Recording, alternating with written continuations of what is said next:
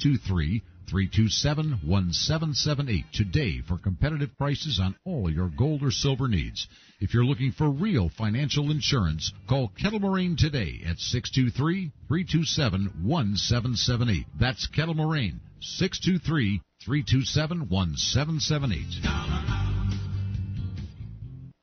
The Micro Effect.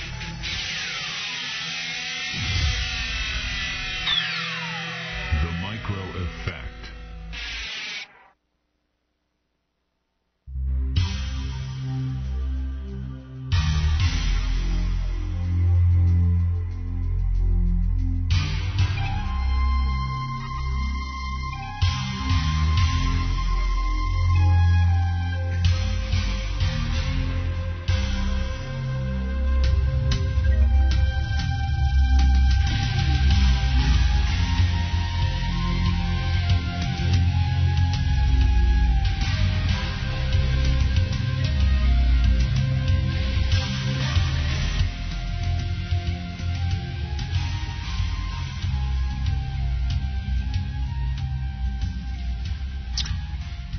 And welcome, everyone, to everybody who's listening to this broadcast. I welcome you all. This is the Whole Agenda Radio Show, and I'm your host, Robert Pino.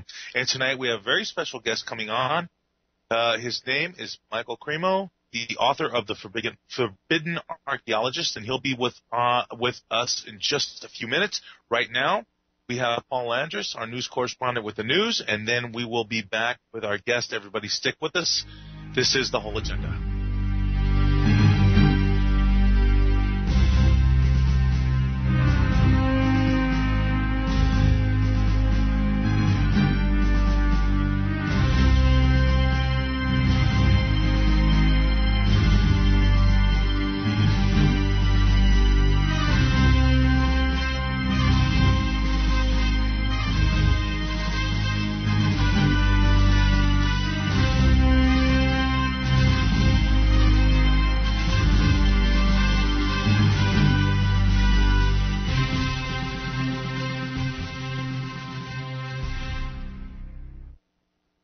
Earthquake, Berkeley, California. 2 earthquakes shook Northern California overnight, including a 3.6 magnitude tremor in the San Francisco area that awakened people with a jolt. U.S. Geological Society says it hit around 5:36 a.m. this morning and was centered about a mile east of Berkeley. Dozens of people throughout the Bay Area reported feeling the tremor on the USGS website, but a police and fire dispatcher said she had not received any reports of damage or injuries. Then late last night, a 4.8 magnitude quake struck in Sierra Nevada, about 90 miles northeast of Sacramento. A Nevada County Sheriff's dispatcher in Truckee said it was a rolling quake, and no damages or injuries were reported. The Berkeley area was struck by 2 small earthquakes last week also. Flooding, Bangkok. Thailand's rivers swelled and floodwater threatened to burst through dikes protecting the capital. The country's worst flooding in half a century, caused in part by unusual heavy monsoon rain, has killed 373 people since mid-July and disrupted the lives of nearly 2.5 million people. Until now, it has been mostly centered in the north and central provinces. The crisis has now reached a critical for Bangkok. Bangkok, a city of at least 12 million people, is in danger from runoff water from the north, coinciding with high tides on the Chao Phraya River, which is already at a record high level in places. The Defense Ministry said 50,000 armed forces personnel were standing by with 1,000 boats and 1,000 vehicles to help evacuate people. Authorities said a third district in the city's north was in danger and residents should evacuate. The government's crisis center said they would soon be evacuation centers in 8 different provinces that could take in between 100,000 and 200,000 people. Late on Wednesday, the governor there warned that dikes might not hold and the city could be swamped. Flood water could remain in the capital for up to a month. Bangkok residents have stocked up on food, and items such as instant noodles and even rice are now in short supply, with bottled water nowhere to be seen. Some shops have restricted customers to small quantities to prevent hoarding. Thailand is the world's biggest breeder of crocodiles, and scores are reported to have escaped from farms during the floods. Several have been killed or captured in residential areas. Chandler, Arizona. An Arizona mother of 4 has received a hand-delivered letter from a lawyer prohibiting her from setting foot in 8 Phoenix area McDonald's and threatening her with criminal trespassing charges if she did. Chandler resident Erin Carr Jordan has been on a national crusade to clean up fast food play areas, claiming the pathogens she found in them threaten children's health. She is also an Arizona State University instructor. Carr Jordan said the incident, she believes, led to the lawyer's letter happened during one of her repeated visits to a Gilbert McDonald's. Carr Jordan alleges she discovered antibiotic-resistant staph, or the MRSA, known to cause potentially life-threatening infection in the restaurant's place. A McDonald's spokesperson in Illinois said the company has and will continue to talk with Carr Jordan in an effort to address her concerns, but added that recent actions by her have become disruptive to its employees and customers. Colorado Springs, Colorado. Police say a man's girlfriend unexpectedly came home just before another woman was due to visit, so he called police to report his new acquaintance as a burglar. 24-year-old Kevin Gaylor was cited with a misdemeanor of false reporting to authorities. Police say Gaylor had invited a woman he had met online to come to his home after 3 a.m. so they could get better acquainted. But his girlfriend got off work early and came home first. Police say that when the other woman arrived, Gaylor called police and falsely reported her as an intruder. Gaylor has an unlisted phone number, and he could not be reached for comment. And then finally, always remember, if the world didn't suck, we'd all fall off. Well, that's it for me tonight. This has been Paul Landers for the Whole Agenda Radio Show. Robert will be right up with tonight's special guest. Thank you and good night.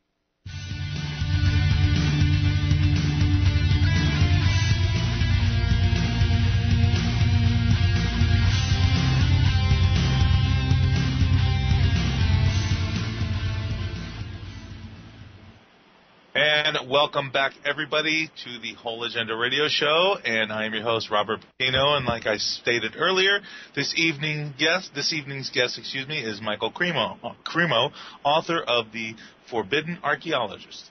Michael CREMO is on the cutting edge of science and cultural issues. In the course of a few months' time, he might be found on pilgrimage to sacred sites in India, appearing on national television shows, lecturing at a mainstream science conference, or speaking to an alternative science gathering. As he has his cross-disciplinary and cultural boundaries, he presents his various audiences a compelling case for negotiating a new consensus on the nature of reality.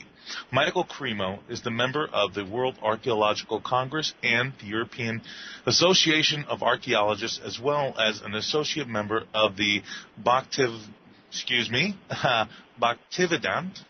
Institute, specializing in history and philosophy of science. Michael CREMO, welcome to the program. I am so happy to have you on this show. Hi, nice to be with you and all your listeners. It is very nice to have you on this broadcast, Mr. CREMO, and I know that you've been studying archaeology for a very, very long time. And Michael, can I ask you right off the bat here, why are you known as the Forbidden Archaeologist? That's because I deal with archaeological discoveries that most mainstream archaeologists simply don't discuss. You know, if we looked at archaeology as a big museum, we would find that people are let into only one small room of that museum, and what they see there is the discoveries that go along with the current dominant theories of human origins and antiquity. Most archaeologists today believe that human beings like us first came into existence about 150,000 years ago, and they say before that time there were no human beings like us on Earth. There were only more primitive ape-like human ancestors. They have various scientific names for them, like Homo erectus and Neanderthal and things like that. But there are other rooms to that big museum of archaeology, rooms with locks on the doors. So what I've tried to do in my work is take the locks off the doors and let people see what's in there. And what's in there are discoveries of human bones, human artifacts, human footprints, millions of years old. And this evidence contradicts the current dominant theories of human origins. But as I said, most archaeologists today are either unaware of that evidence, or if they are aware of it, they don't want to talk about it. So I dig into these things, and that's why I call myself the forbidden archaeologist. That's a very good point, and you're absolutely right on topic, because I believe that a lot of archaeologists, even the students in the mainstream science of things, are not privy to a lot of what you just said. They are taught the book version of what they're supposed to understand and know, and are not allowed to pursue further and look deeper into the real archaeology of this planet and human beings. But Michael, the next question I really had for you here is, what archaeological topics are exposed in the Forbidden Archaeologist book? Well, the book, The Forbidden Archaeologist, is a collection of columns that I write for Atlantis Rising magazine. I mean, earlier I've written other books, books like Forbidden Archaeology and Human Devolution and things like that. So I've been writing books and researching these topics for a number of years now. My book, Forbidden Archaeology, for example, which has become a classic in its field, was first published in 1993. So in these columns that I write for Atlantis Rising magazine, I can deal with new discoveries that come to my attention, things that weren't included in that original book. And these columns that I write for Atlantis Rising magazine, they're written for the general public. They're short.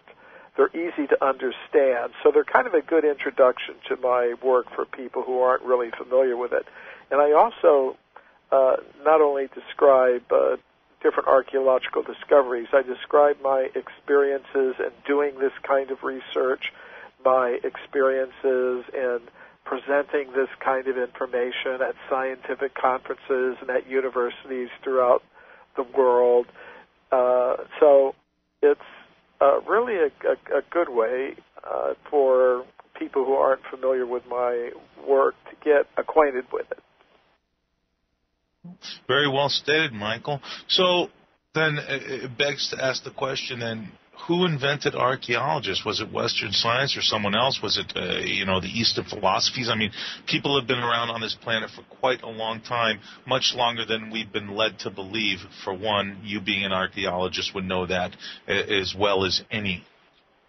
Well, the standard version of the history of archaeology that we get is that it was a science that was invented in the 19th century by Western scientists. Of course, they were going to all kinds of different places. They were going to Egypt and studying what the Egyptians had to say, and they were going to South America and Mexico and studying the Aztecs and the Incas, and they were going to Africa and studying things there, and they were going to China and India and all these different places, studying ancient temples and making their excavations in the Middle East and Greece and Rome and all these different places.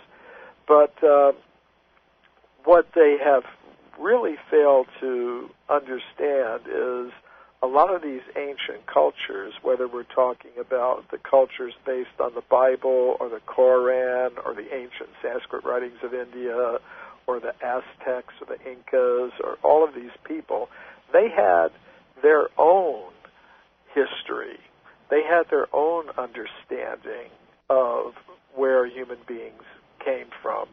You could say they had their own archaeology, their own history, but it was really suppressed by the scientists who came and started imposing their views upon the people of all these different parts of the world in the 19th century and early 20th century. If we study a lot of these ancient wisdom traditions, whether we're talking about the Bible or the Koran or the ancient Sanskrit writings of India, they generally speak of humans existing since the very beginning of life on Earth. And that's a message that we find in many of these ancient wisdom traditions. However, the way that modern archaeologists look at this is they think all the physical evidence supports their ideas, which are ideas that are very much connected with the Darwinian theory of evolution. The idea that human beings evolved from apes and monkeys and things like that. Fairly recently, as I said, most of them would say the first human beings like us came into existence about 150,000 years ago, although the Earth has been here for a couple billion years. So they tend to think we are very late arrivals on this planet. We've just recently come into existence. But most of these ancient wisdom traditions, in the Bible it says in the very beginning, God created human beings. The Koran also says it. The ancient Sanskrit writings of India, with which I'm very familiar, say that human beings have been present since the beginning of life on Earth. Now, many archaeologists today are going to say that's just mythology. They don't think these ancient books of knowledge have any real factual basis to them. So I decided to look, and see if there is perhaps some factual basis for these traditional systems of archaeology and history, which speak of extreme human antiquity, which speak of the idea that humans like us have been around since the beginning of life on Earth for many, many millions of years. And even for those who believe in a short Earth, there are some creationists who think the Earth has only been here for about 10,000 years. But whatever we think the age of the Earth is, human beings have been here since the beginning, and they didn't evolve from apes. That's how I would approach that question, although I myself do accept an age for the Earth in billions of years and an age for the human species of hundreds of millions of years. So it's not really true that archaeology began in the 19th century, with some Western scientists who accept the Darwinian theory of evolution. Ancient people had their own concept of history. They had their own archaeology. They had their own understanding of the origin of the human species. And I think there is some factual basis for these beliefs, these accounts that we find in these ancient wisdom traditions. And that was the inspiration for the work that I did, looking into the whole history of archaeology, because I found that if you go back to the original scientific report, you'll find many archaeologists and geologists and other earth scientists have discovered human bones, human footprints, human artifacts, millions and millions of years old. But you're not going to see them mentioned in the textbooks. They're there in the original scientific reports, but they're just not in the textbooks. So what I thought I would do is put all these reports together, and if they're not going to go in the textbooks, then I'll put them in another book that people can read. That's my book, Forbidden Archaeology. So I think that we have to give people credit, ancient people some credit. And we can't think that modern archaeologists are the only people that have any understanding of human origins and antiquity, I think these ancient people, whether we're talking about the people who were living in the Bible lands or who were living in under the influence of the Koran or the Buddhist text or the ancient Indian text or Native American people, they had intelligence, they had some understanding, and I think we've got to take another look at what these ancient wisdom traditions are telling us about the origin of the human species.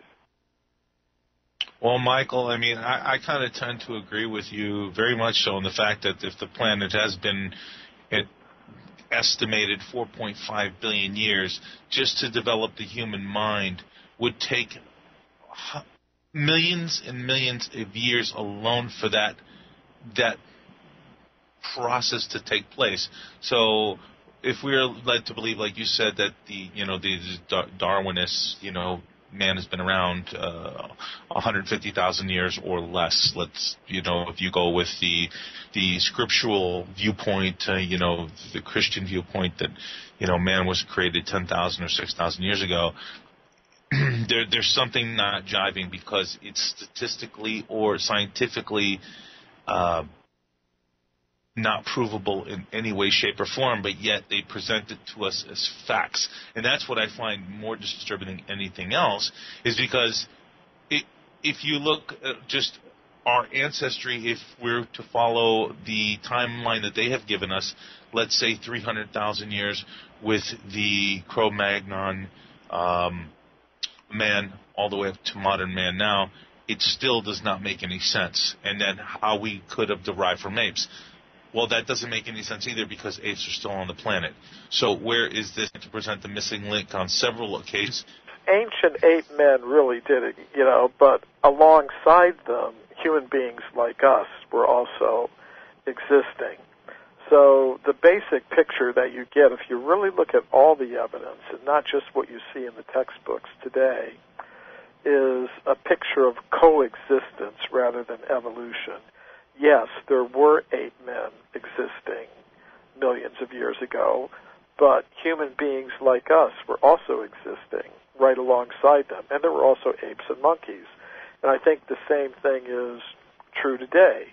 There are human beings existing on Earth, there are apes and monkeys existing on Earth, and I think there are also living ape men also existing on Earth. That takes you into a very controversial topic, the existence of living ape men, but I think there is some evidence that some of them may still be around today in various remote parts of the world.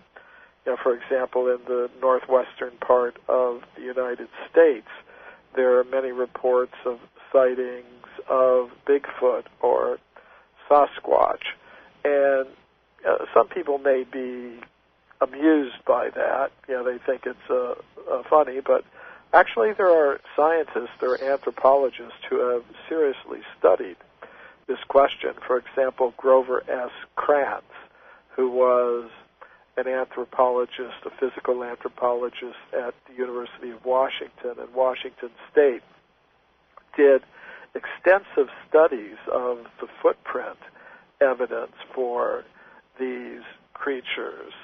And he determined that these footprints are biologically convincing. They cannot have been hoaxed. And he regarded them as really good evidence that there are, in the remote regions of the Northwest, which is very mountainous and forested, there are some areas that people don't go into very often that are still a habitat for what we might call living ape men. So we may still be coexisting with them even today. And these reports come not just from the northwestern United States, but from all parts of the world. In Central Asian countries, these creatures are called almas. In the Himalayan regions, they're called yeti. There are also sightings of them from Indonesia and Burma and places like that. Actually, there are accounts of these types of creatures from all parts of the world. So I don't think we evolved from apes and monkeys or from ape men. Rather, we've simply coexisted with them on this planet for vast periods of time. And I don't even think we're the only humanized creatures in the universe. I think there are humanoid beings from other parts of the universe, and that takes you into another whole topic. Absolutely. But I tend to agree with what you're saying. Yeah. What I meant was when I said that I tend to agree with you, what you're saying is that because if you look at our DNA structure, how it is formed, and so many different DNA structures on this planet of all different living beings, there always seems to be, if you've listened to and heard of many alien abduction cases and just close encounters themselves, there have been reported many different type of humanoid life forms, yet they always have a head, 2 eyes, a nose, ears, 2 arms, and 2 legs. So that would seem to fit right along with what you're saying, that there's a structure to the universe. There may be chaos, but there's also structure within that chaos.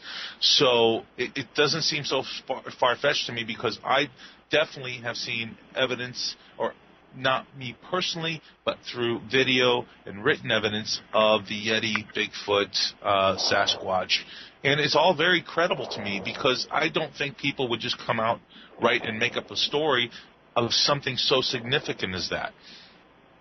Yeah, and a lot of these sightings are made by ordinary people, of course, but some of them are also made by professional scientists, which some people aren't really aware of. And as far as the extraterrestrials go, I mean, I was talking a little bit about some of these things on the series Ancient Aliens that aired on the History Channel over the past year or so, and I think you're pointing out a very interesting thing, that the fact that there are these other human-like creatures from other parts of the universe really contradicts the current Darwinian evolutionary explanations of human origins. I mean, the current... Michael? Yeah. Can I have you hold it right there? We're coming up on a break. I'm sorry, I didn't mean to interrupt you, but we got to do these once in a while. Sure. So everybody stick with us. This is the Whole Agenda Radio Show. I'm your host, Robert Pepino, and you are listening to Michael CREMO, the author of The Forbidden Archaeologist. We will be right back after this break. Stick with us.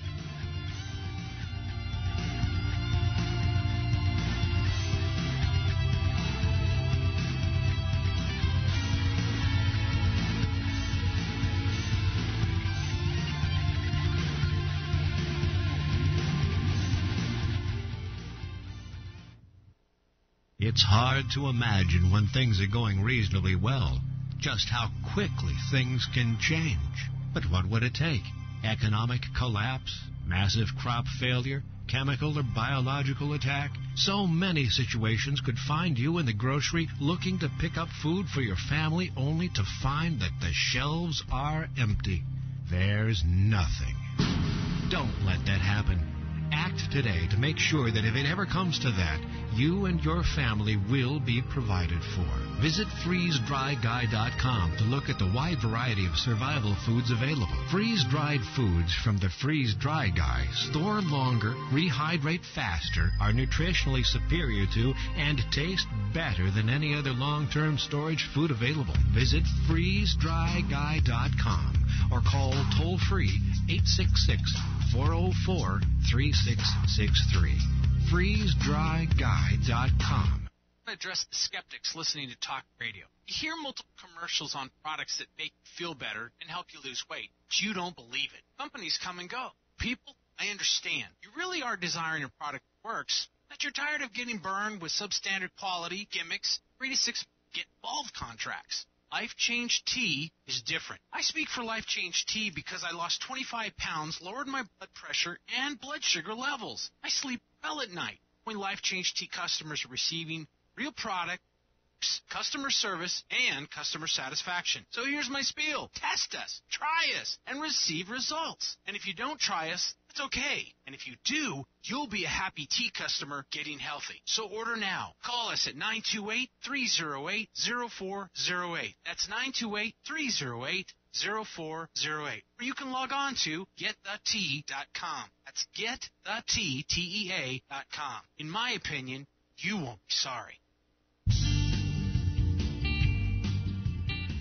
Regardless of the dollar price involved, 1 ounce of gold would purchase a good quality man's suit at the conclusion of the Revolutionary War, the Civil War, presidency of Franklin Roosevelt, and today. You may not be in the market for a suit, but you don't know what the future may bring.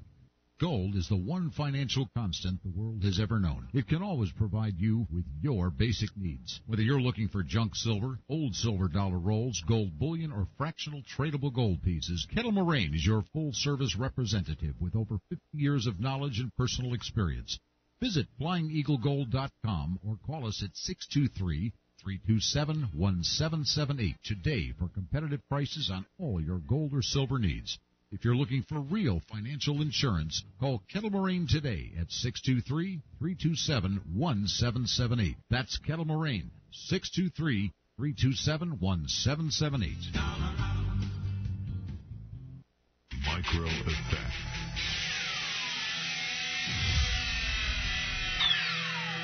The Micro Effect.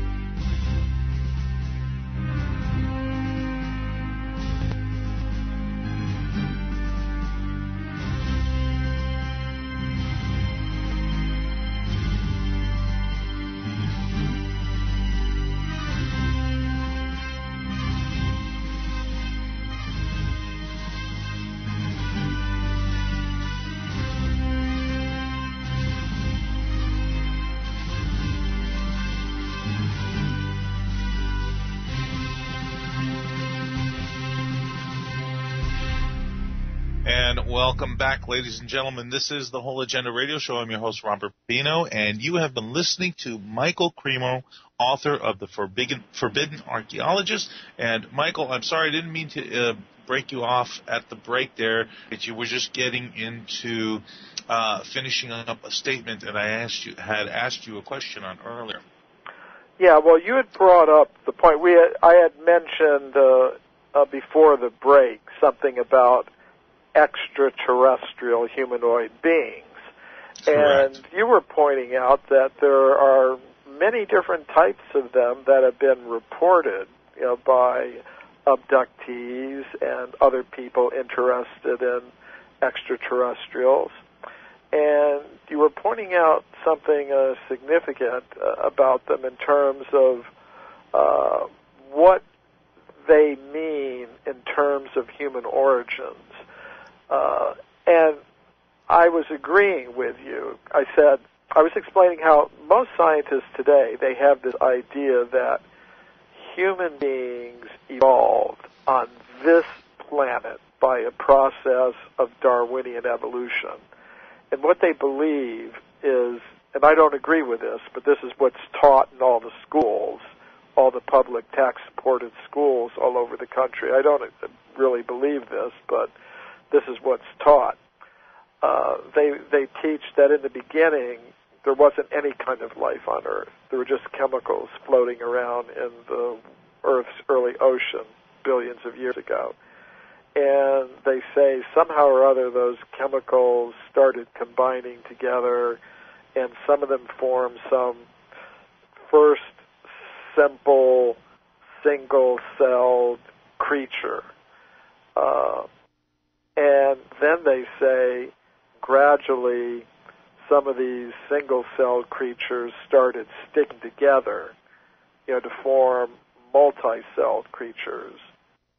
And gradually, some of them became plants in the water, seaweed of various kinds, and some of them became animals in the water, different kinds of fish and jellyfish and shellfish and things like that. And then, after some time, they say that some of them went on to the land and became land plants and land animals, different types of amphibians and reptiles, and gradually turning into mammals. And some of those simple mammals became, around 40 or 50 million years ago, apes and monkeys, and then some of those became ape men, and then some of those became human beings about 150,000 years ago, human beings like us. And this whole thing, according to them, happens according to the Darwinian mechanisms, and those are genetic mechanisms.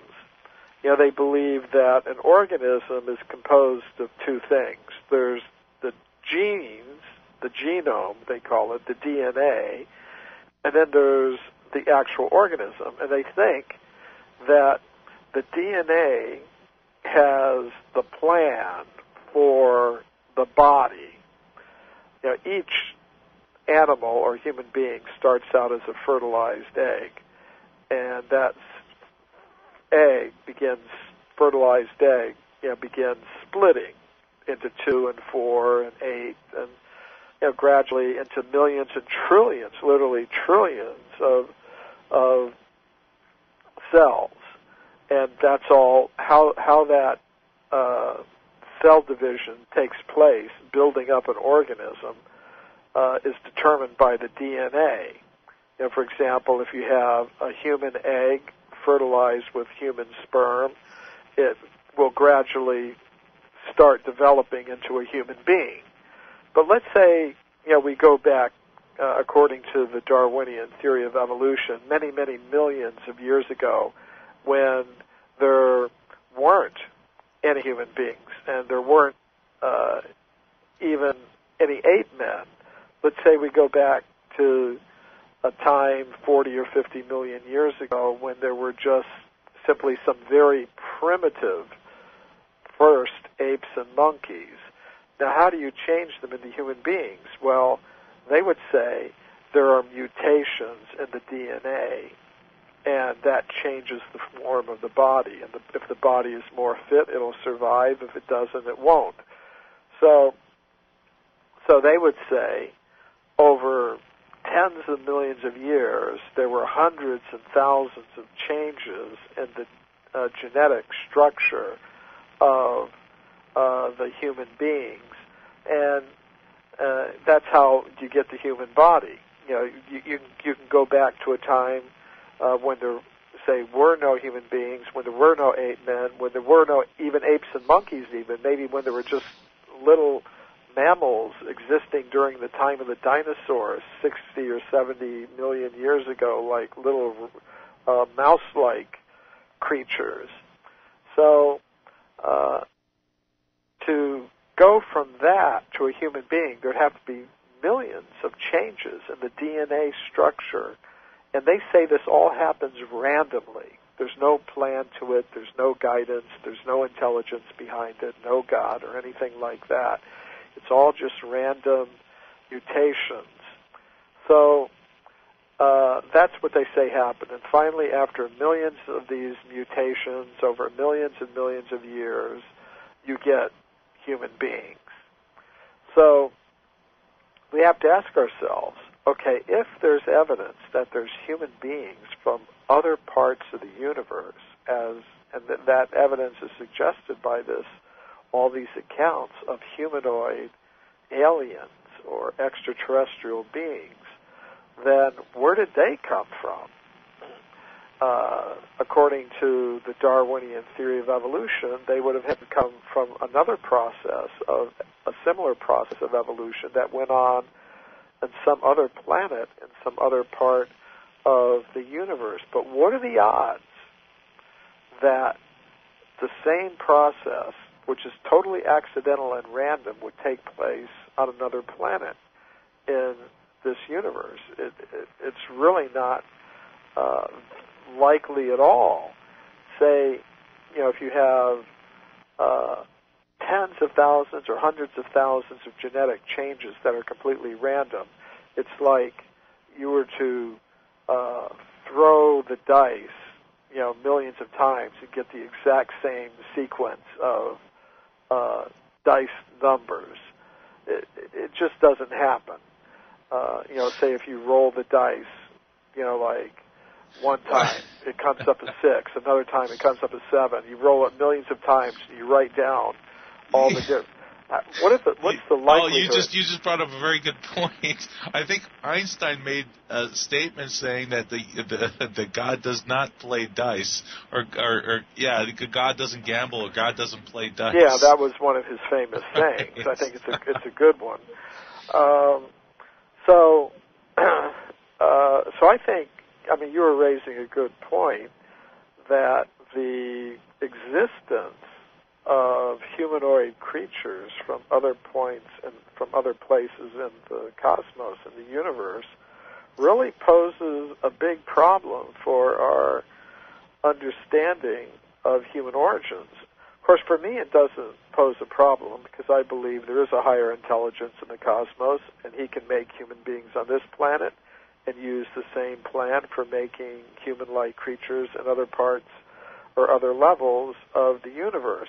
But from the standpoint of the Darwinian theory of evolution that's now taught in all the textbooks and the education system in all the schools in this country, it's really a big problem.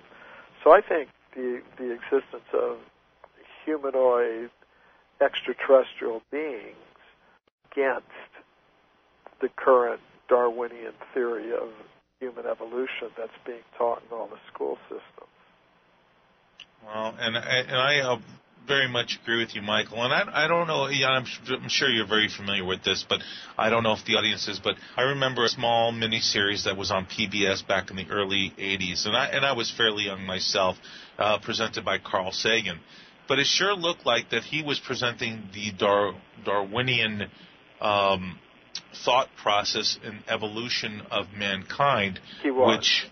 which tried to just instill it a little more. And I thought it was fascinating when I was young, but I always thought there was something wrong with it myself.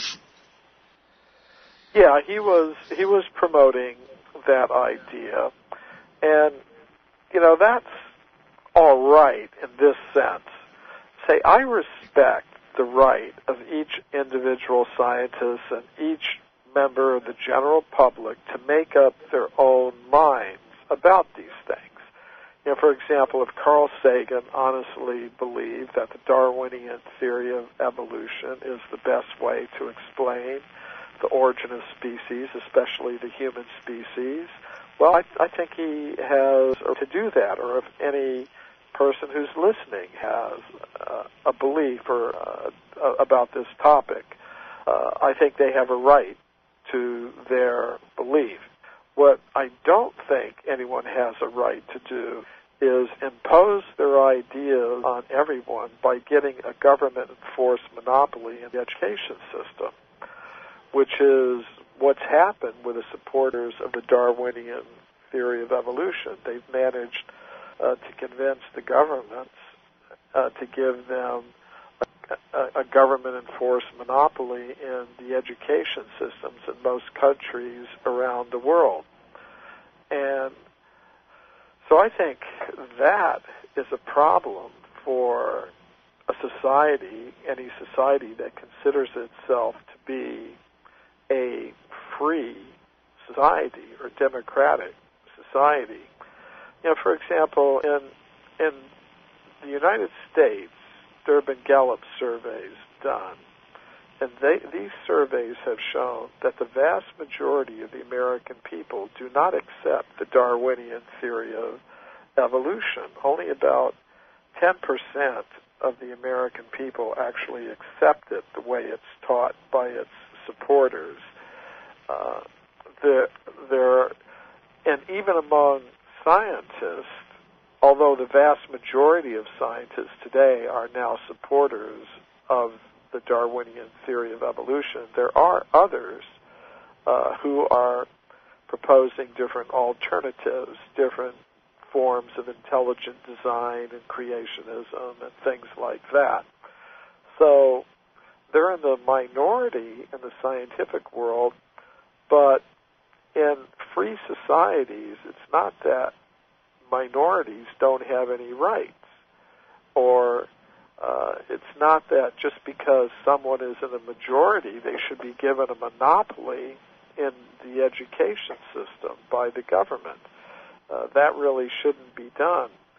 Like in this country, we have the idea of separation of church and state, which I think is not a bad idea in this sense, that people should be free to decide if they're going to believe in God or not. I think everybody has a right to make that decision. And for the people who do believe in God, they should have the right to decide how they're going to worship God. And government shouldn't be stepping in to say, okay, there are a lot of different religions in this country. There's the Catholic religion, there's the Mormon religion, there's the Jewish religion, there's different Protestant denominations like the Methodists and the Episcopalians and the Baptists and this. And the government doesn't step in and say, out of all these different varieties of religious expression, we're only going to support one. Say, just pick whatever it is. I mean, for the sake of the argument, it could be Catholic or Methodist or Mormon or whatever. But the government isn't allowed to do that, to say, we're going to make a state religion. We're going to throw all the public tax money behind one religion, and everybody's going to have to accept it or be taught about it in the public school systems. We don't believe in something like that. We believe in separation of church and state, and we believe in freedom of belief, to either believe or not believe in God, and if you do believe in God, to believe in whatever way you think best. But of course, unless you're performing some criminal activity in the name of God or something like that, doing something terrible. But generally, we believe in freedom of religious expression in this country. We believe in separation of church and state. So in the same way, I think there should be separation of science and state. Go ahead, Michael. I'm sorry. So by that I mean the government shouldn't give its authority to one scientific idea, even if it's a majority idea in the public tax-supported school systems. But that's what's happening now. Out of all the different ideas about the origin of species and the origin of the human species that are there in the scientific community, the government has decided to give the supporters of the Darwinian theory of evolution a government-enforced monopoly in the education system. So it's like they've imposed the state science on people, even though there are scientists who disagree with the Darwinian theory of evolution. There are supporters of intelligent design, for example. There are supporters of creation science. And when I say creation science, I mean scientific ideas that are justified with scientific evidence, not simply on the basis of a statement from the Bible or the Koran or whatever religious text. I'm in my own personal spiritual life, I'm guided by ancient Sanskrit writings in India, but I wouldn't expect somebody in a science classroom to accept something that I say just because I say it's in my sacred book, whether it's the Bhagavad Gita or the Bible or the Koran or whatever. If it's going to be presented in the scientific classroom, it has to be justified with scientific evidence and logic.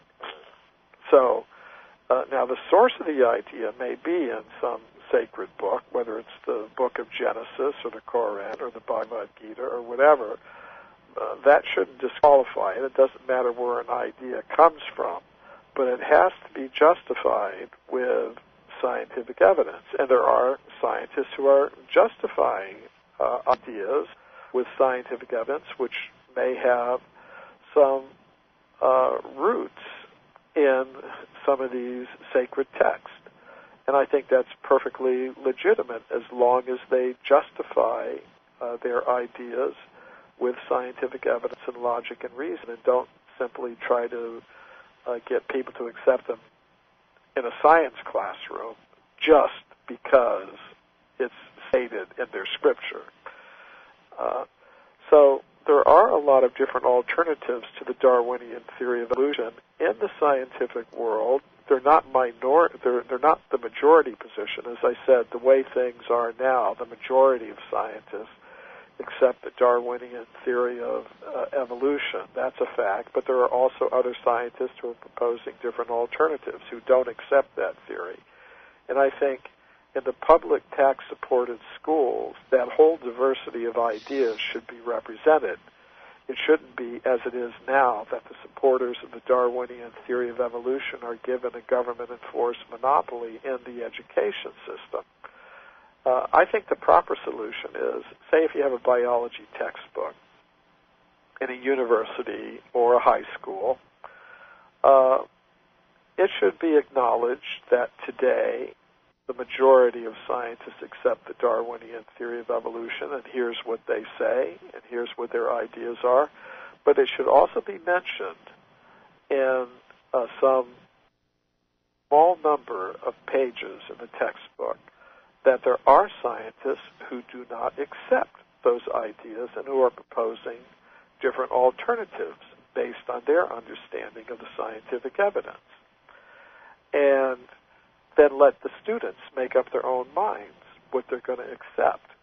So I think that would be the best thing in a free society, that just like there's separation between church and state, there should be separation between science and state. Well, Michael, I completely agree with you. But one of the things that you just brought up that is a very poignant point of all this is that we aren't given choice. What has happened is that the propaganda through government bureaucracy and the mainstream media, which has propagated this all along the way, is that you're never given a choice. The only way you can actually look for an alternative point of view is to research it yourself or accept what you've been given. Yes, and you can do that, but see, here's the problem with that, is that if you're trying to make a career in the scientific world, then you can't openly do that, because then if you take a position that opposes the Darwinian theory of evolution, well, you're not going to pass your exams. If you try to write a master's thesis or a doctor's thesis that opposes the Darwinian theory of evolution, it's not going to be allowed. And if you let your views be known, you'll never make any advancement. You won't be able to get a position as a professor or as a working scientist. It's very, very difficult. There's so I think that's the really sad thing, that in a country that calls itself free and democratic and stands up for freedom of thought and freedom of expression, you can't do it in the public school system. It's just not allowed.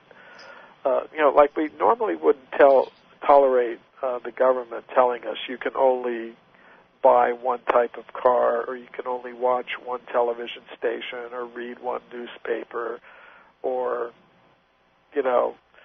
worship God according to only one religious path. Normally we wouldn't accept anything like that. But now we've got a situation where the government, through basically its judicial system, is telling us that we can only have one belief about human origins, and it's imposed with the force of government on everyone, imposed on everyone in the public tax-supported school systems all over the country. I think that's not really the best way to go about things in a country that considers itself democratic and free. And as I said, I'm not even here asking for equal time or that the Darwinian theory of evolution be thrown out of the textbooks. That's not what I'm saying at all. What I'm saying is, okay, it's a fact. Let's say 95% of the scientists today accept the Darwinian theory of evolution. Okay, so in the biology textbooks, give them 95% of the textbook pages to present their views. But in the remaining 5% of the textbook pages and classroom time, it should be presented to the students in a neutral, objective way that there are scientists and researchers who don't accept the Darwinian theory of evolution. And here's what their ideas basically are, and make up your own mind about it. I think that's the fairest thing to do in a country that considers itself democratic and free. Oh, Michael, I totally agree with you, but that's not what we're given. So let's pick this up at the top of the hour here. This is the Whole Agenda Radio Show. I'm your host, Robert Pepino. We'll be right back after this break.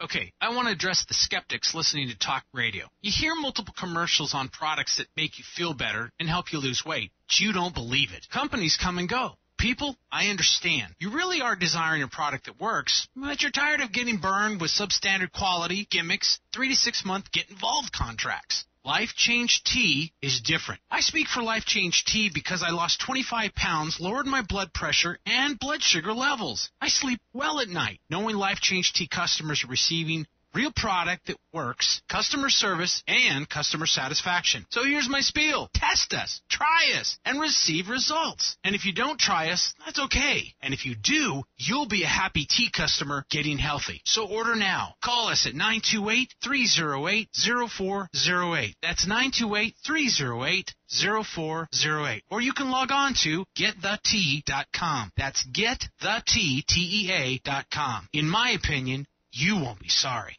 To imagine when things are going reasonably well, just how quickly things can change. But what would it take?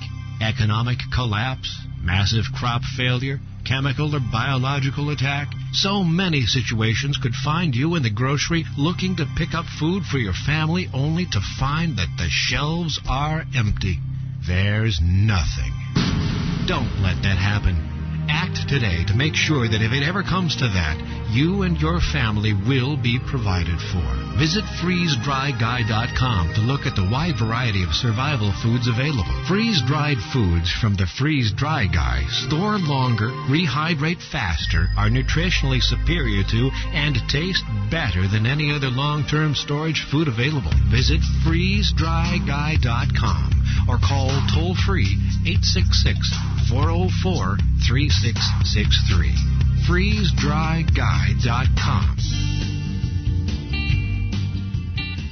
Regardless of the dollar price involved, 1 ounce of gold would purchase a good quality man's suit at the conclusion of the Revolutionary War, the Civil War, the presidency of Franklin Roosevelt, and today. You may not be in the market for a new suit, but you don't know what the future may bring. And gold is the one financial constant the world has ever known. It can always provide you with your basic needs. Whether you're looking for junk silver, old silver dollar rolls, gold bullion, or fractional tradable gold pieces, Kettle Moraine is your full-service representative with over 50 years of knowledge and personal experience. Visit FlyingEagleGold.com or call us at 623-327-1778 today for competitive prices on all your gold or silver needs. If you're looking for real financial insurance, call Kettle Moraine today at 623-327-1778. That's Kettle Moraine, 623-327-1778.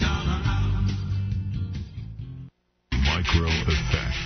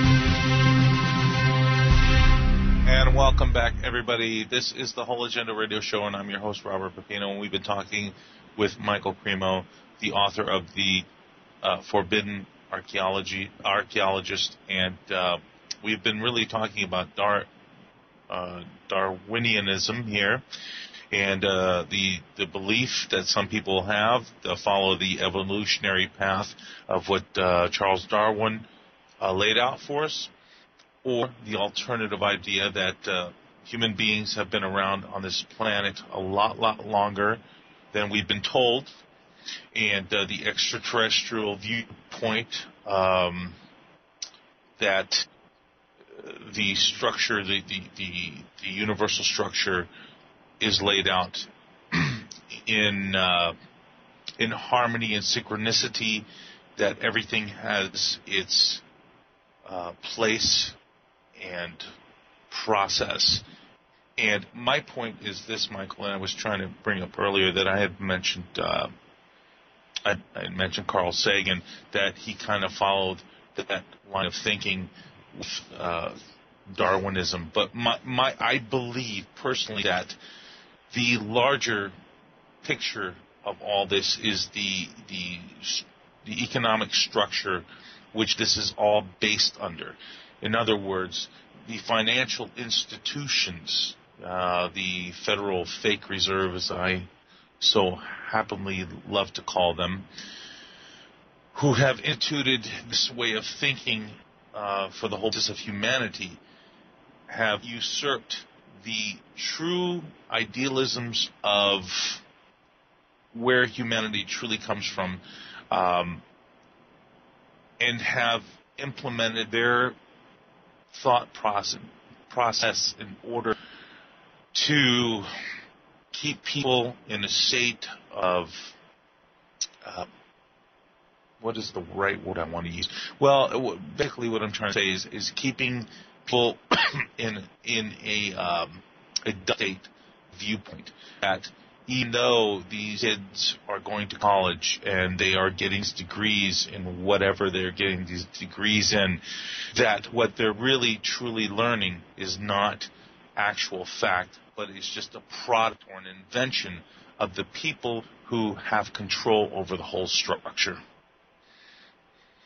Well, I agree with you there, and I get into the background for that kind of thinking, which I agree with, in my book Devolution, in which I present an alternative to the Darwinian theories of human evolution. And basically in that book what I propose is, before we even begin to talk about where did human beings come from, we should first of all ask the question, what is a human being? And today, many scientists, the Darwinians especially, are going to say that a human being, or any other living thing, but especially a human being, is just a machine made of molecules. We're evolved apes. We're just another type of animal. We're a machine made of matter, a machine made of molecules. And as far as our mind and consciousness are concerned, well, those are just byproducts of bioelectrical activity in the brain. In other words, if you arrange the molecules in the brain in a sufficiently complex way, they will generate what we call mind and consciousness, but only temporarily and only in association with the brain. And when the body dies and the molecules in the brain disorganize, then there's no more consciousness, there's no more mind, nothing like that. So it's a very materialistic way of defining what a human being is. Now, what I'm proposing is that actually it's consciousness that is primary, that consciousness can exist apart from matter. Consciousness is not produced by matter. Consciousness is not produced by molecules. Rather, consciousness has its own independent existence. Consciousness always exists. This is the basis for concepts of things like an eternal spirit or soul. The idea that consciousness is what's primary, consciousness is what always exists, and that's what we really are as human beings. We are individual, conscious personalities that can exist apart from the body, apart from matter, and that's our original existence. That's where we come from, really. We come from that. That's what we really are. Now, that consciousness can become covered by matter, but it's not produced by matter. Originally, we're all meant to exist as beings of pure consciousness, existing in harmony with all other conscious beings and with the source of all conscious beings. Okay, so wonderful. I think and that's our original position. But there are forces in the world that really want to define our existence in another way. Right. And they've defined our existence in a very materialistic way. And right. From that comes a certain social structure, a certain set of values and principles. Say, the way that we define our existence determines how we're going to act. For example, if I identify as an American male, I behave as an American male because that's my identity. If I define myself as a machine made of molecules, there's a famous English evolutionist named Richard Dawkins who says in one of his books, "We are survival machines, robot vehicles blindly programmed to preserve the selfish molecules known as genes." That's a very materialistic way of defining what a human being is, just to say we're robot vehicles, we're machines made of molecules in competition with each other for survival. If you define human existence in that way, we begin to think that to produce and consume more and more material things is the main purpose of human life. And we involve ourselves in that. Society structures itself in that way. And by that process of material production and consumption, a tremendous amount of wealth is generated, and that wealth flows into the pockets of certain people. And well, I agree with you, Michael. It's almost what you're saying is almost an animalistic viewpoint on this. But, Michael, do you feel like taking a call? We have a caller on the line. Oh, sure. Let's do that. Well, it looks like we have Roger from Kentucky. Roger, welcome to the program. Thanks for taking my questions. The Neanderthals were born with brains larger than adult humans. Are there any indications that they achieved some level of civilization or technology, and were those artifacts are wrongly credited to humans? Well, here's how I look at that.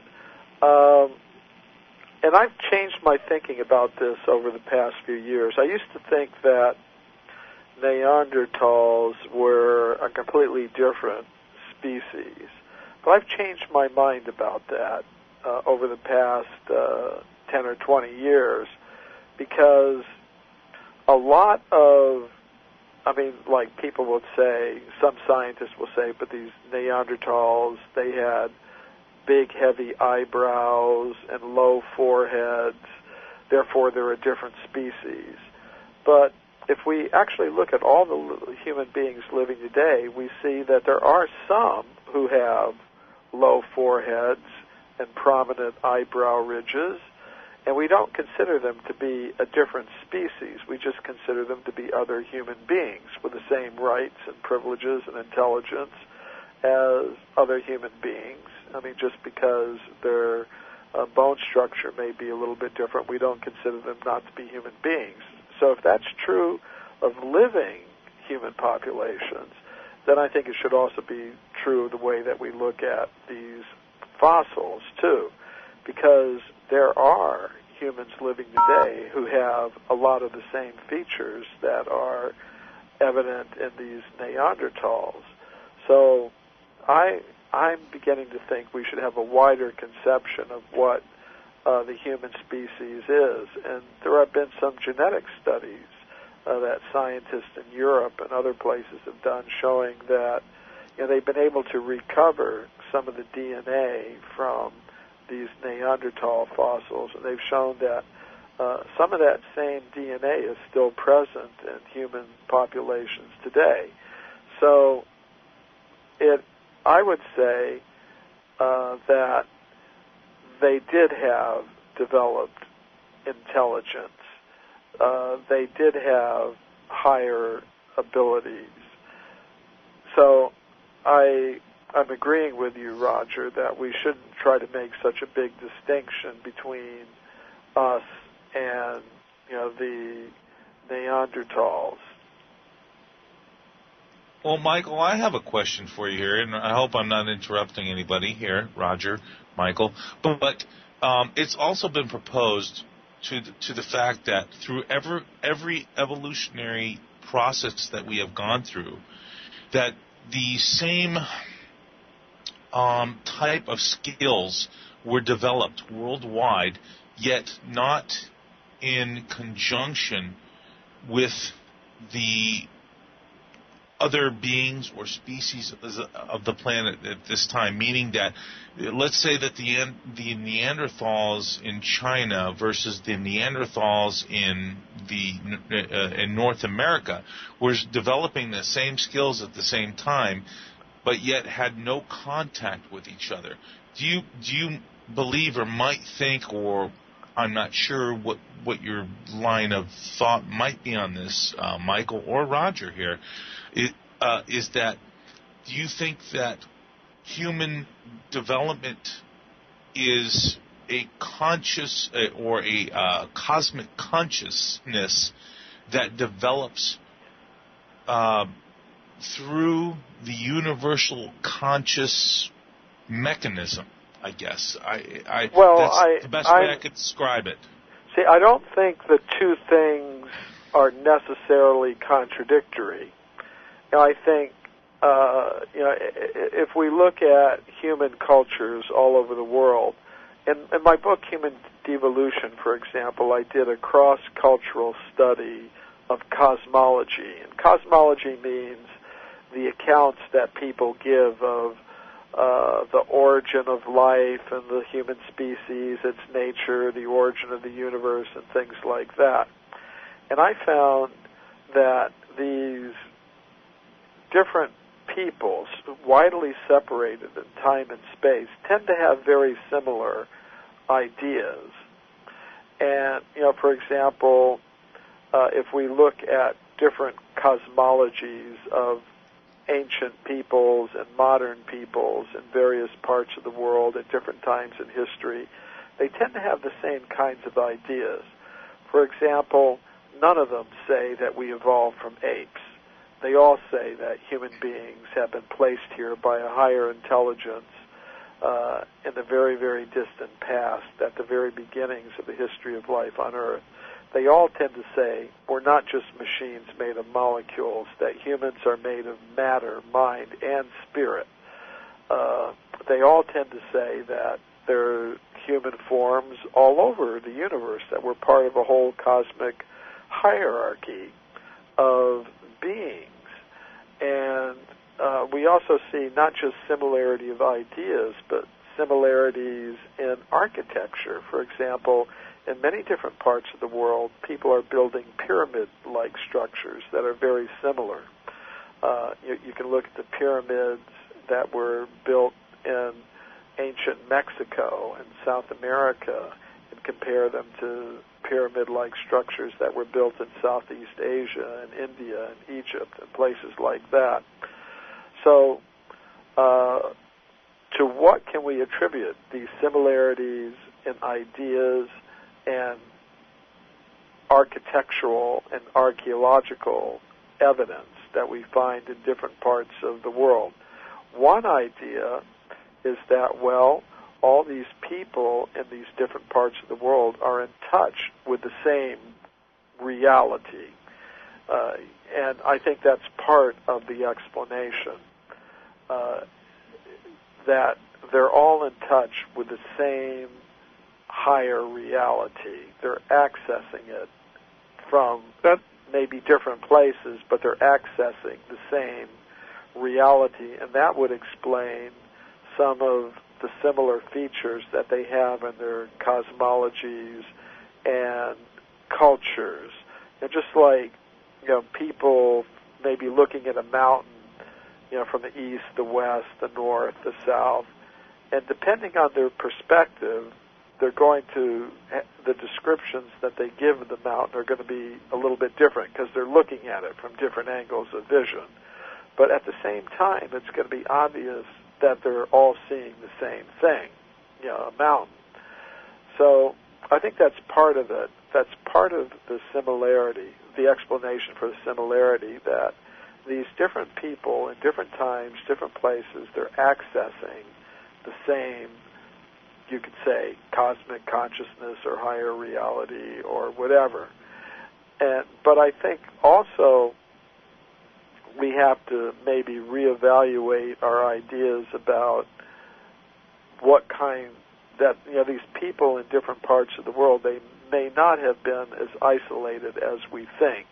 They may have been in communication with each other.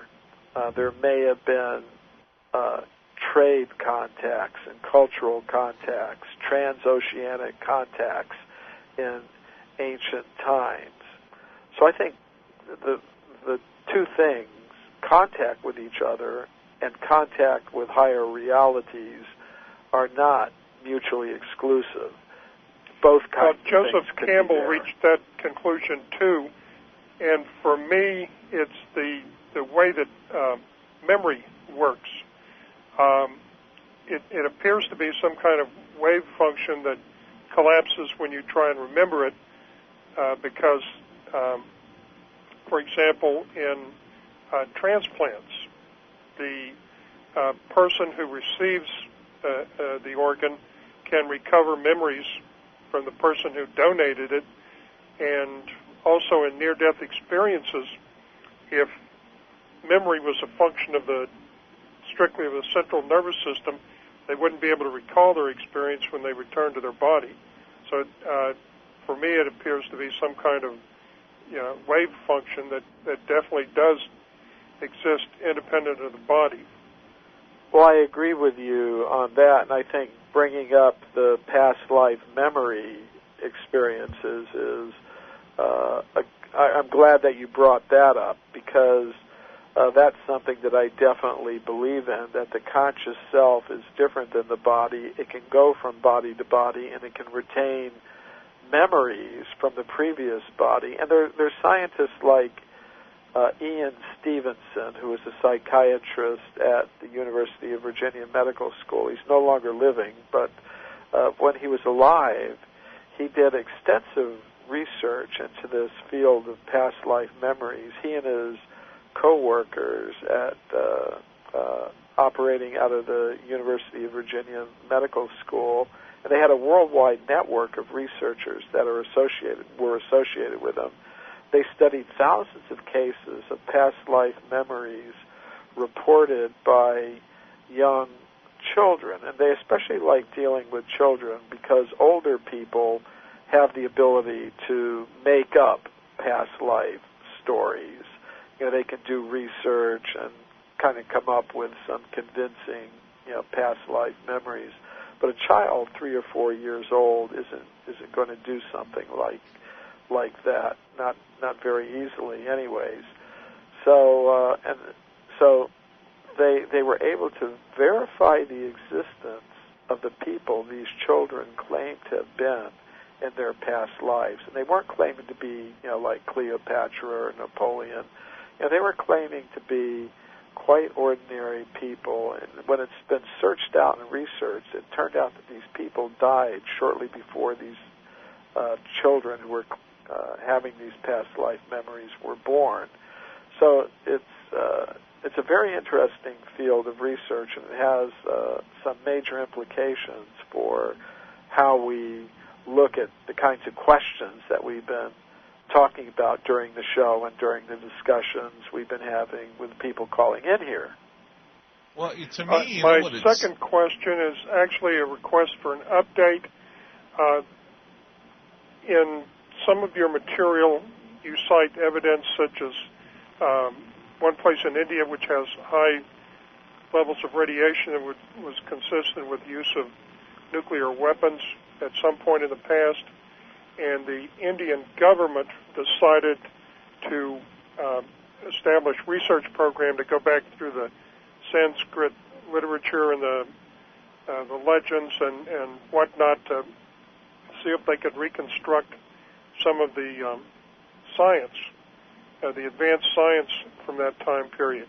Do you have any updates on the evidence for the prior use of nuclear weapons, or what the Indian government has discovered in their digging through the old files, so to speak? Well, I can't tell you what the Indian government has dug up. I can tell you what I've dug up in my research in the ancient Sanskrit writings of India. First thing is that thousands of years ago, they had a very highly developed concept of the atom. In the ancient Sanskrit writings of India, you can find descriptions of atomic science, nuclear science. They had an understanding that the ultimate building block of matter is atoms or subatomic particles. And there's even description of how to calculate time according to the movement of atoms, which is something that we've only developed very recently in modern science. We've developed atomic clocks. So they had this ability that you could tell, they had this knowledge that it was possible to tell time according to the movement of atoms. And they also had the ability to make weapons resembling our modern nuclear weapons. There are descriptions of these things in the ancient Sanskrit writings of India. There are descriptions of warfare involving these weapons. And when these weapons would go off, the descriptions say it would be like you had millions of suns all concentrated in one place. If you could imagine what the effect of having millions of suns concentrated in one place, say, on this earth would be like, that was the effect of these weapons that they were describing, which appears to resemble the effects of modern nuclear and thermonuclear weapons. So there are in the ancient Sanskrit writings descriptions of knowledge of atoms.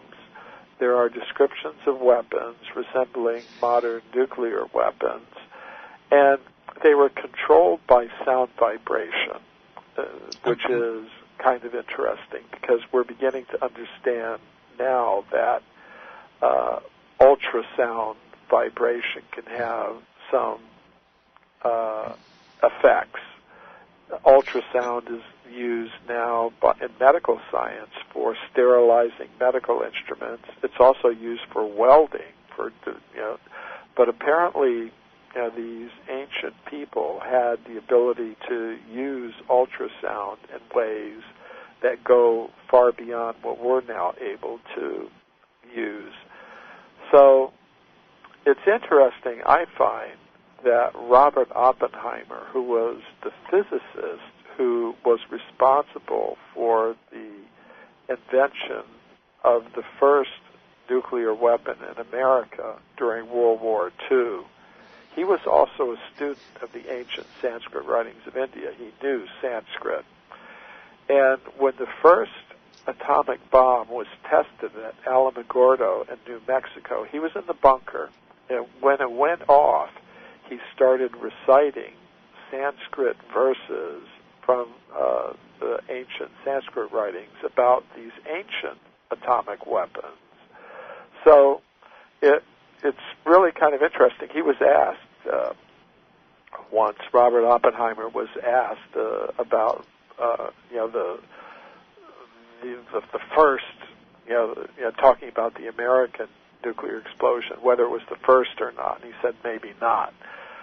So I would like to see the results of any further research that the Indian government might be doing. I'm not aware of it myself, but if something does come to light, that would be very interesting. Has anyone used nuclear decay rates or anything to determine some estimate for when these nuclear weapons were used? How long ago? I'm not aware of that. The descriptions go back about 5,000 years. According to the historical writings of ancient India, weapons of this sort were used about 5,000 years ago. I don't have any accounts of any more recent use of those weapons, but they were used about 5,000 years ago. And, I've seen some of these reports about what they have to do with is, and I haven't been able to verify them myself, so I'm still looking for more verification of these reports. But they say in certain sites that were in the Indian subcontinent but are now in Pakistan, like at Mohenjo-Daro, that there's evidence that some of the structures in these ancient cities were vitrified. So vitrification is the process of, say, turning sand into glass. At, say, the Alamogordos. Michael, can you hold it right there? We're coming up on break. I don't mean to cut you off. Okay. This is extremely interesting. Roger, please stick with us. Michael, we also have another caller on the line who has a question for you, so we're going to bring her right in after the break. So everybody stick with us. This is the Whole Agenda Radio Show. I'm your host, Robert Pepino. You are listening to Michael CREMO, author of The Forbidden Archaeologist. We have our caller, Roger, and we have another caller coming in after the break, so stick with us.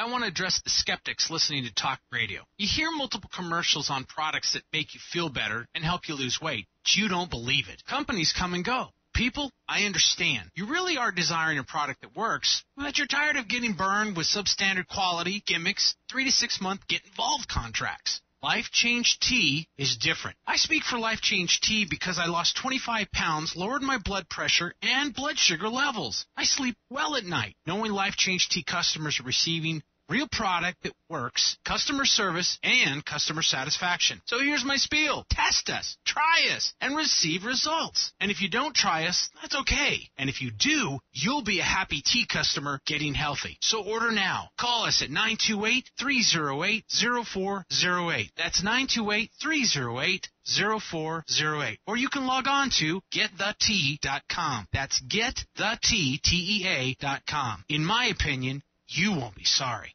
It's hard to imagine when things are going reasonably well just how quickly things can change. But what would it take?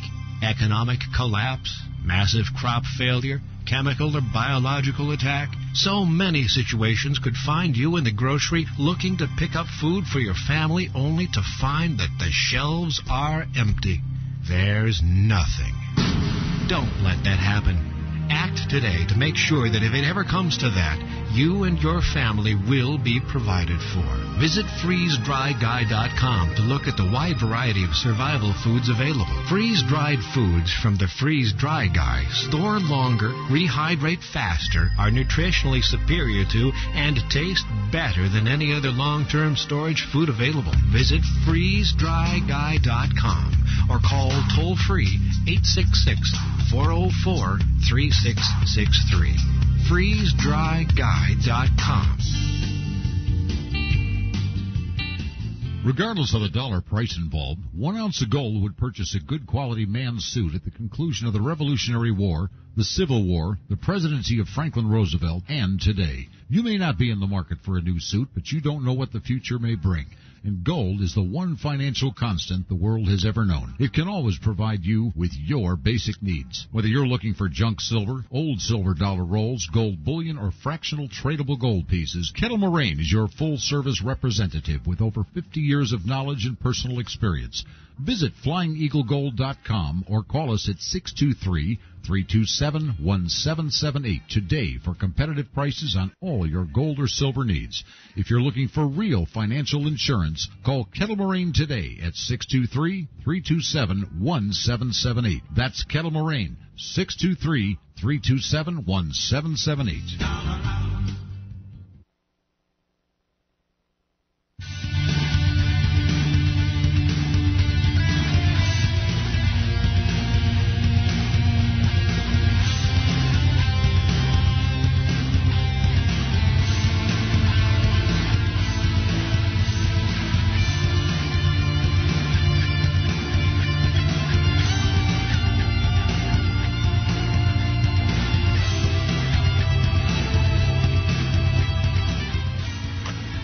Welcome back, everyone. This is the Whole Agenda Radio Show. I'm your host, Robert Pino, and you have been listening to the incredible Mr. Michael CREMO, author of The Forbidden Archaeologist. And we have Roger from Kentucky on the line, and we have another caller on the line. I believe Annie's with us. But, Michael, before getting back into this, there was a question I wanted to ask that I was trying to interrupt, but you guys were having such an incredible thought process, was that the basic cohesion of the universe, how everything unfolds, is really extraordinary, because I think there is no coincidence, that nothing happens by chance and nothing is random. And I believe this is why the processes of the universe, of the single atom, the molecules, and everything that is formed has perfect structure to it. Yeah, I think you're right about that.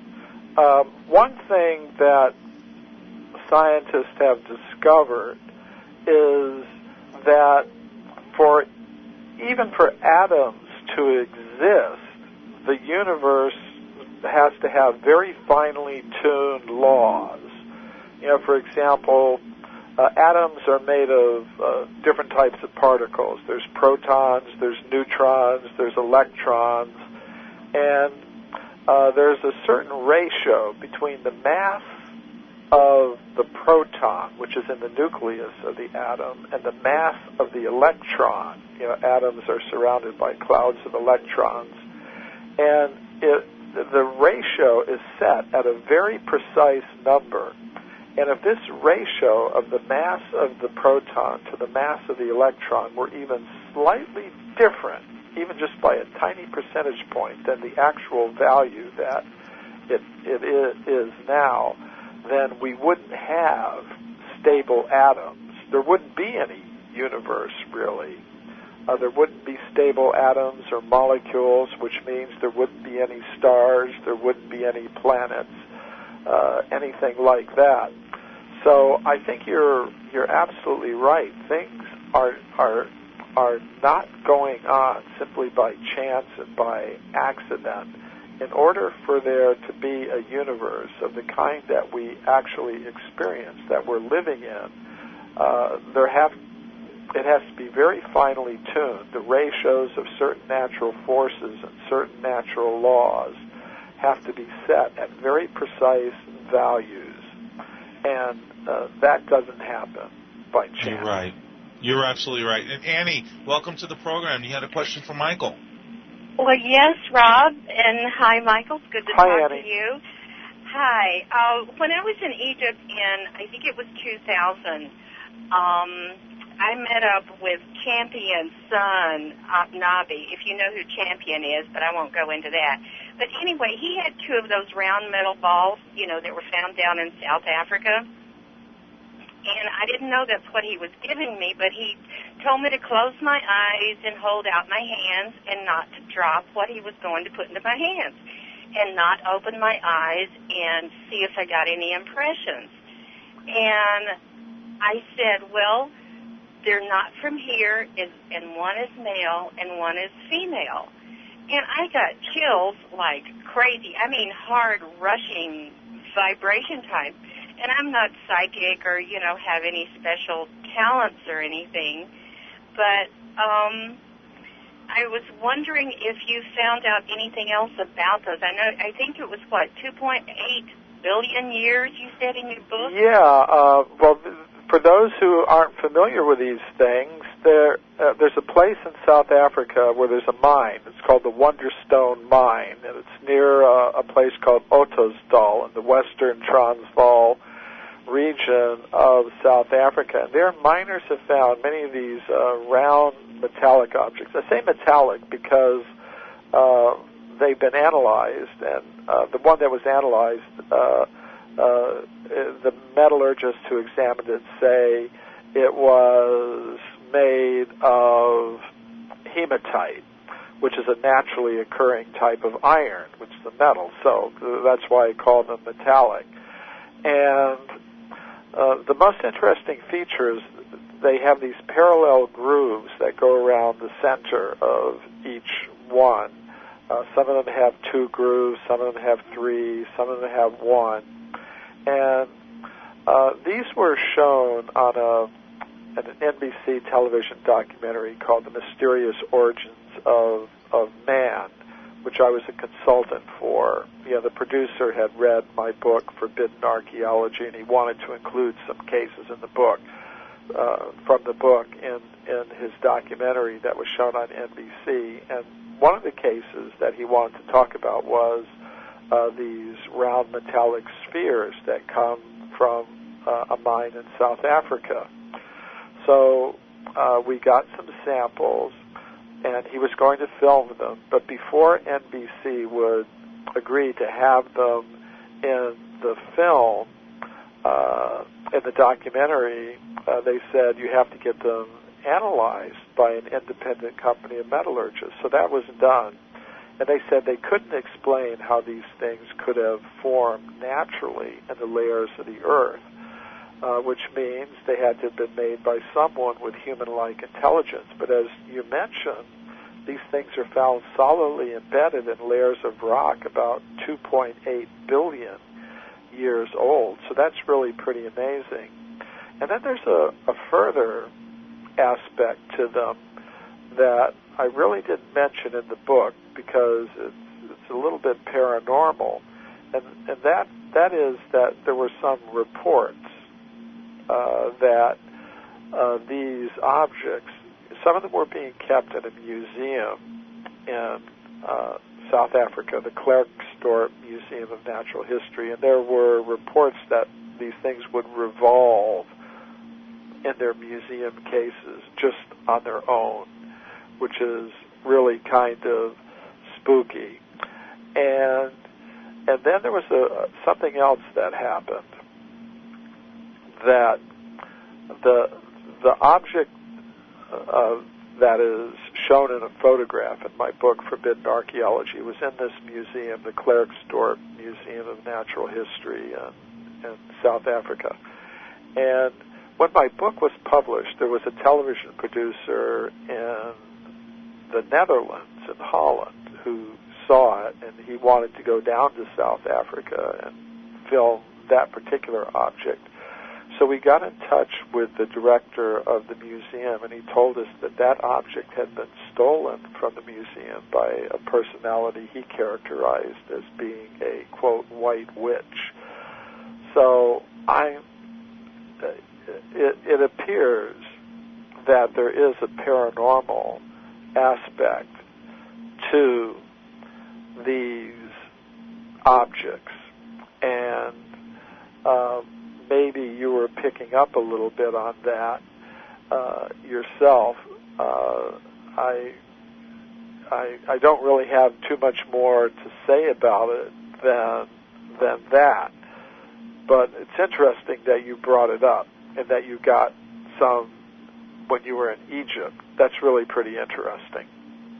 Yeah, I was down in the basement. It was just totally very hot in there, and one had a groove and one didn't have a groove.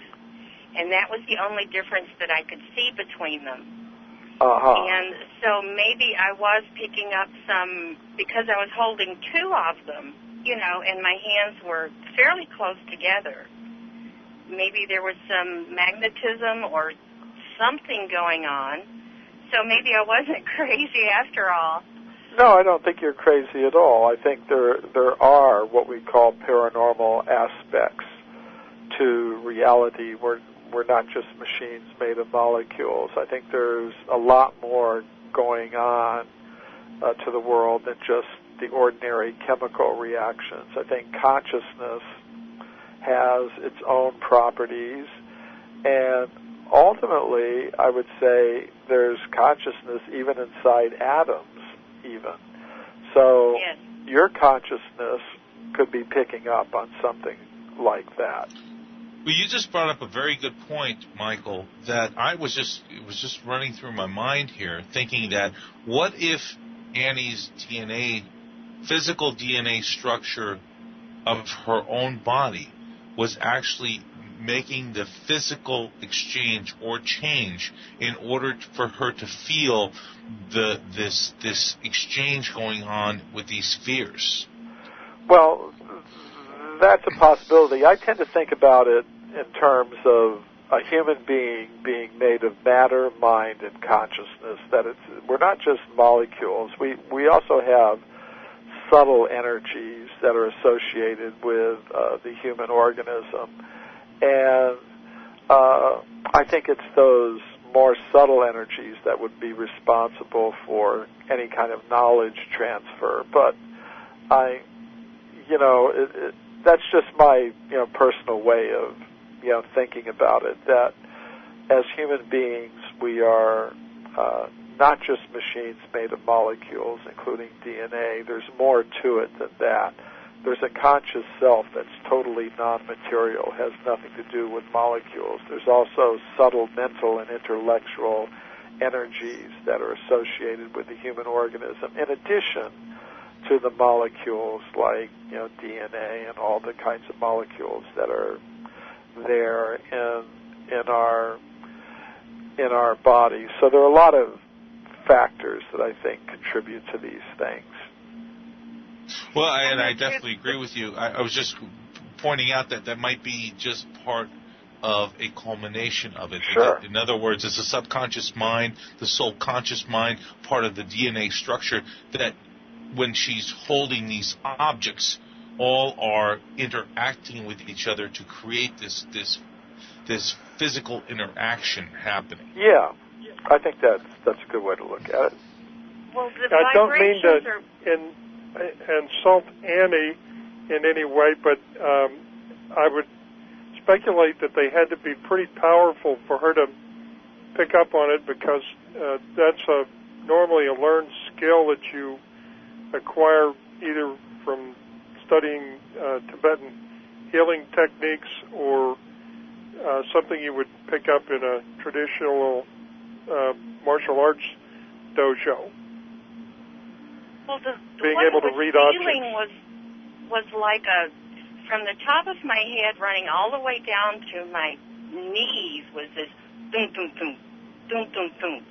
It was like nothing I'd ever felt before. Yeah, I think sometimes also it depends upon where you are. You mentioned you were in Egypt. It appears like you were in some structure there. Is that correct, Annie? I was on the plateau, yes, supposedly over where the Hall of Records are. Yeah, so sometimes in very special places that have some spiritual significance, these types of experiences might happen in a way that might not happen if somebody was just in some other place in their normal surroundings. I mean, you'd obviously gone there on some journey. You were in some heightened state of awareness. You were in a place that for thousands of years has been recognized as some kind of special energetic place. So you might get more. in a condition like that, you might be more sensitive than you might have been, say if you were home watching television in your normal house or something like that. Yeah. I think that's got to be considered. I mean, just has to... anybody split one open? What's that, Annie? I'm sorry, I didn't hear that. Has anybody split one of these balls or spheres open? Yes, that was done when they were being tested by the independent company of metallurgists before they were shown on the documentary Mysterious Origins of Man. I got back one of the samples that had been cut in half, and the one that was cut in half, like I said, they were made of hematite, which is considered to be like a semi-precious stone. So it was solid hematite all the way through. And the one that I had that was cut in half by the metallurgist for the purpose of analysis, it was a reddish brown color inside, which is one of the colors of hematite, which is, as I said, a naturally occurring type of iron. Well, these were silver on the outside, silver color. Yeah, there may be different kinds. There are reports that some of them are hollow on the inside, but this one that was examined and cut in half was solid hematite of a reddish-brown type of color. Are you familiar with the French aspect experiments on connectivity using binary particles? You could explain it to me. The French, I think the lead scientist's name was Aspect, which is why it was named that.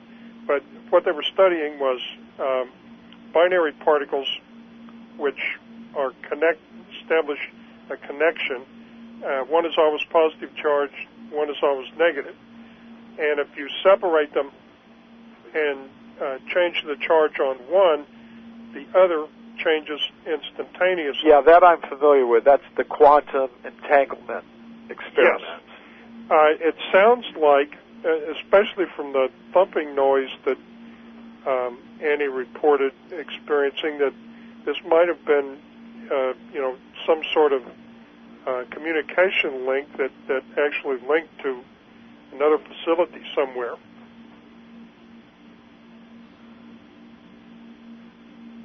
Just a possibility. Yeah. Yeah. Interesting. Very interesting. Well, listen, guys, we got a few minutes left. Any more questions for Michael CREMO? Well, I just wanted to point out that he left out one of the most important particles that make our broadcasting industry possible today. It's a very flexible particle called the arbitron. I thought it was a photon. The arbitron. That's a really good one. You have to send that one into Reader's Digest or something.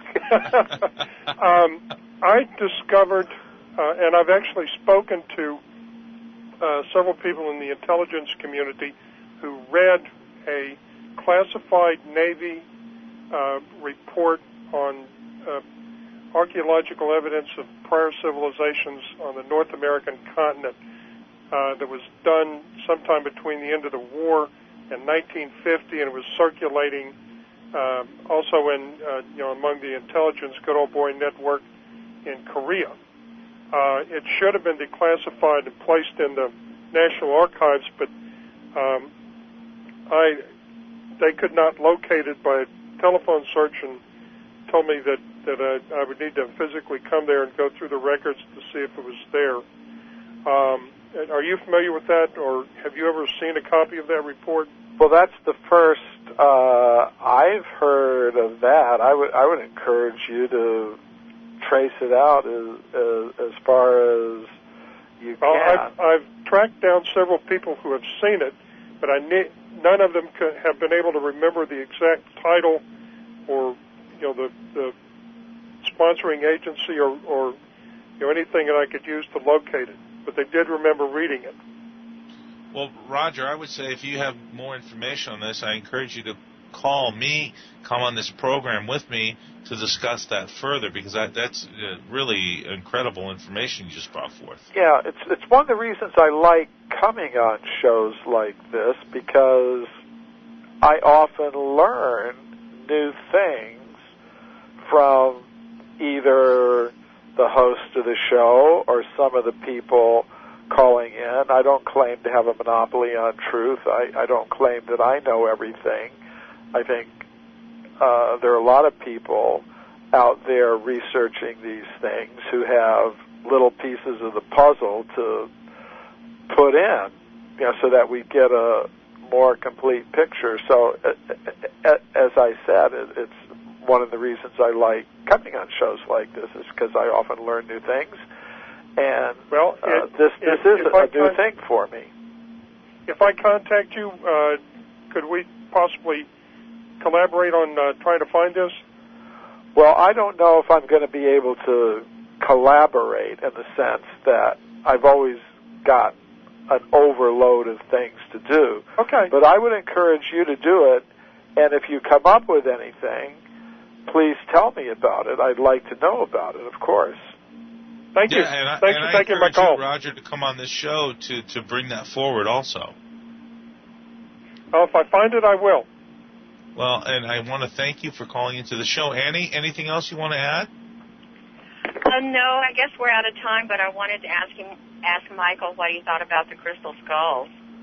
Well, the crystal skulls are not a main part of my research. Mostly I'm dealing with archaeological evidence for extreme human antiquity, things that are reported to be millions and millions of years old, and most of the crystal skulls that I've seen reported aren't alleged to be extremely old. They're alleged to be a few thousand years old.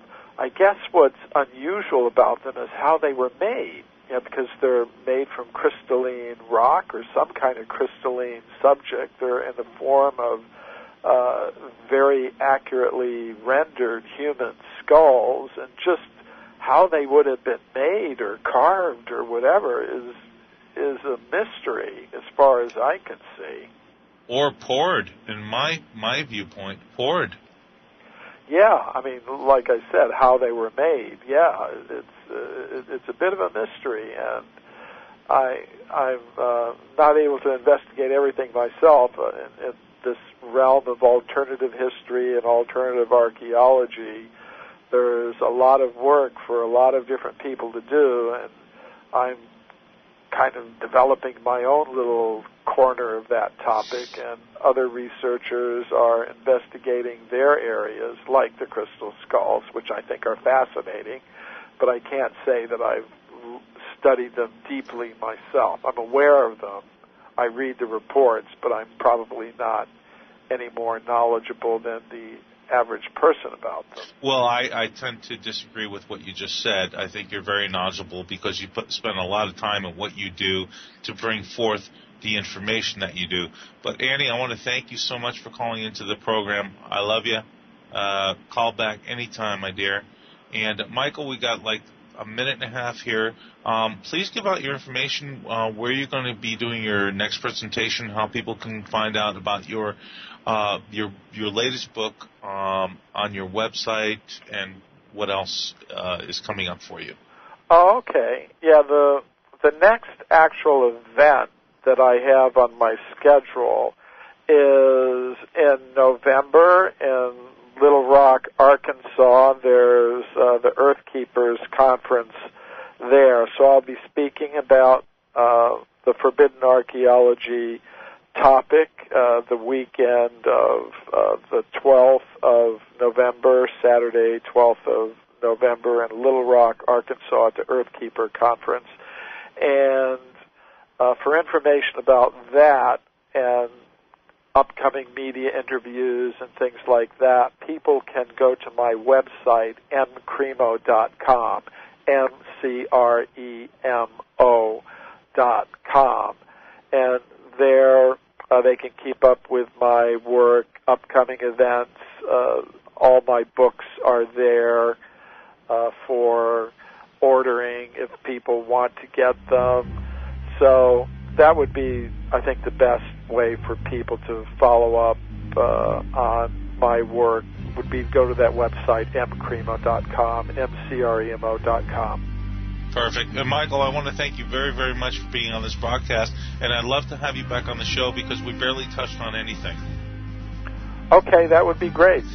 Well, and I want to thank you again, and have a wonderful, wonderful evening and a wonderful rest of the week, and I will be in touch with you to reschedule you hopefully here in the future. Yeah, get in touch with Lori, who I think you've been in touch with, and she'll set something up. I will do. Michael, thank you so much. Okay, bye-bye. Bye-bye. And everybody, this has been the Whole Agenda Radio Show. I have been your host, Robert Pepino, and tomorrow night we have Dr. Roger Lear, so I hope you stick with us. Come back tomorrow night. Okay, I want to address the skeptics listening to talk radio. You hear multiple commercials on products that make you feel better and help you lose weight, but you don't believe it. Companies come and go. People, I understand. You really are desiring a product that works, but you're tired of getting burned with substandard quality, gimmicks, and 3 to 6 month get-involved contracts. Life Change Tea is different. I speak for Life Change Tea because I lost 25 pounds, lowered my blood pressure, and blood sugar levels. I sleep well at night, knowing Life Change Tea customers are receiving real product that works, customer service, and customer satisfaction. So here's my spiel. Test us, try us, and receive results. And if you don't try us, that's okay. And if you do, you'll be a happy tea customer getting healthy. So order now. Call us at 928-308-0408. That's 928-308-0408. Or you can log on to getthetea.com. That's getthetea.com. In my opinion, you won't be sorry. It's hard to imagine when things are going reasonably well, just how quickly things can change. But what would it take? Economic collapse? Massive crop failure? Chemical or biological attack? So many situations could find you in the grocery looking to pick up food for your family only to find that the shelves are empty. There's nothing. Don't let that happen.